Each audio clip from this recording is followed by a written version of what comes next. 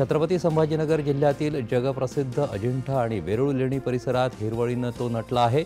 लेणी पाहण्यासाठी दररोज हजारो पर्यटकांची गर्दी। बेनामी संपत्तीच्या चौकशीसाठी अहमदनगरचे महापालिका आयुक्त डॉक्टर पंकज जावळे यांच्या पोलीस कोठडीची मागणी। तोफखाना पोलीस ठाण्यात जावळे यांच्यावर लाच मागितल्याचा गुन्हा दाखल। मध्य रेल्वे नागपूर विभागात UTS मोबाईल ॲपसह ई-तिकिटिंगला रेल्वे प्रवाशांचा मोठा प्रतिसाद।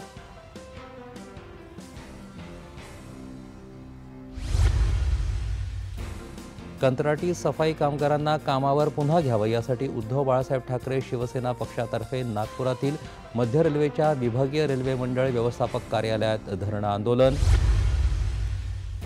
रायगड जिल्ह्यात पोलादपूर तालुक्यात उद्भवणाऱ्या कोणत्याही नैसर्गिक आपत्तीवर मात करण्यासाठी सावित्री तसंच सवाद नदीपात्रात पोलापूरचे तहसीलदार कपिल घोरपडे यांनी स्वतः बोट चालवून NDRF पथकाला दिलं प्रशिक्षण।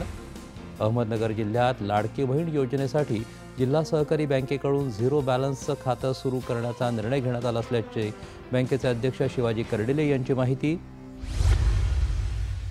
ऑलिम्पियाड गणित विज्ञान आणि सामान्य ज्ञान परीक्षेत बुलढाणा जिल्ह्यातील ग्रामीण क्षेत्रातल्या आंबेटाकळीच्या जागृती ज्ञानपीठच्या 25 विद्यार्थ्यांनी मिळवलं सुयश।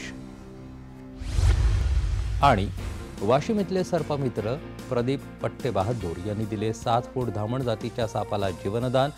शेत बांधावर जाऊन शेतकऱ्यांना दिली सापाबद्दल माहिती। ब्रिटनच्या केंद्रीय कायदे